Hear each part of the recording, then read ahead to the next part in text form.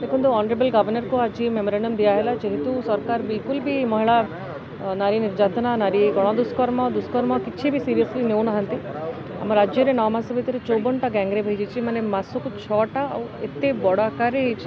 थे भी मुख्यमंत्री स्टेटमेंट देना ना गृह कमिटी फॉर्म करुँच ना से परिवार लोकों को दुख प्रकाश करिसेंती ना मीट करके किसी कंपनसेशन दि जाए कि कौन एक्शन निया जाए जो मैंने ये दंड करा भी सामना को आसनी। तो आम राज्य गोटे बहुत खराब परिस्थिति को जाऊँगी जो कि आम अवगत कलु तांकर जहाँ जहाँ एक्शन नहीं या भितर जहाँ भूल काम कर सब जिन जनइलु केमती तुरंत हाउस कमिटी गठन करा महिला कमिशन एपर्यंत डिफंक्ट अच्छी महिला कमिशन तुरंत गठन करा जाओ ये सबू दाबी नहीं कि बुझे कि मेमोरेंडम दिगला।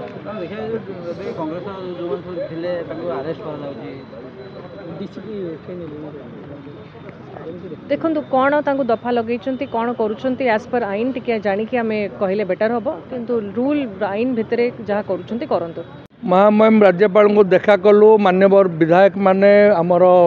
सब समस्त वरिष्ठ नेतृमंडली रामजी काडाम जी अच्छा भक्तचरण दास नेतृत्व देखा कलु राज्यर जो एट्रोसिटीज ऑन वुमेन से संपर्क में आलोचना कलु राज्यपाल एक चिंतार सह नहीं एवं ए विषय से पुंखानुपुंख भाव में आलोचना करेंगे एवं किसी ठोस कदम नेबे बोली आम आशा कर ठीक नुहे केबे ठीक नुहे केबे ठीक नुहे एटा एमती अत्याचार करवा उचित नुहे साधारण लोक एत भली करवा उचित निलंबर अगणतांत्रिक आमर 14 जन जाक एमएलए अति भल Manish they are very honest they are very down to earth they are doing their own job for सब 14 जन जाक एमएलए को सस्पेंड करदे यहाँ गोटे डेमोक्रेटिक सेटअप नॉर्म्स वायोलेशन होची एटा आदौ उचित नुह तेणु मु निवेदन करी आपण जरिया जे सरकार को सद्बुद्धि उदय हो यहाँ ठीक कथा नुह प्रोटेस्टा गणतंत्र गोटे कार्यक्रम प्रोटेस्टा करा उचित गोटे दायरा भितर प्रोटेस्ट हुए तेणु जे अरेस्ट कर बुझे आग सी अरेस्ट कले कौन हो कोर्ट कचेरी ना सर डीजीपी तो बीजेपी एजेंट भाया कहते जो मैंने आईटी सोसाइल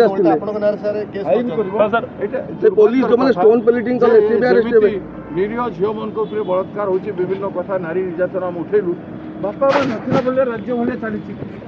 कौन अभिभावक नाला राज्य भाई चली और पुलिस जोटा कला गत काली घटना जोटा जो आईन को निज हाथ में नहीं जो हिसाब से हिंसा कले तो किए कह अवगत करूँ गवर्नर महोदय कहले आपण भी अटैक करछोंती कांग्रेस कर्मी भी बाडै जोंती कांग्रेस कर्मी हाताहुति किसी आइतबे के मारी आसला बंचेबा पई जाई तो निजे किसी हाताहुति करथबो ठेला मारियार वीडियो अछि तांको आपण अरेस्ट कर दाबी करी हमें दाबी करछु सेमान जो टेका मारी छंती तांको गिरफ्त करबा पे हम दाबी करछु आईनगत कार्यानुष्ठान मध्य होबार कथा जे ऑर्डर देला बलिया पुलिस जेते बेले ए प्रकार काम करूथिला बेले ऑफिसर मन देखुथिले काई डीजी तो कहउछन कार्यानुष्ठान आपनको विरुद्ध रहबो ऑफिसर माने एटा तो गुंडागिरी पुलिस है कि जदी गुंडागिरी करिवे बड़े समाज रे न्याय काम करछन कि पुलिस है कि जदी गुंडागिरी कथा कहिबे सर आप तो एमएलए मान को पई आपण कोर्ट रो द्वारस्थ हेते कि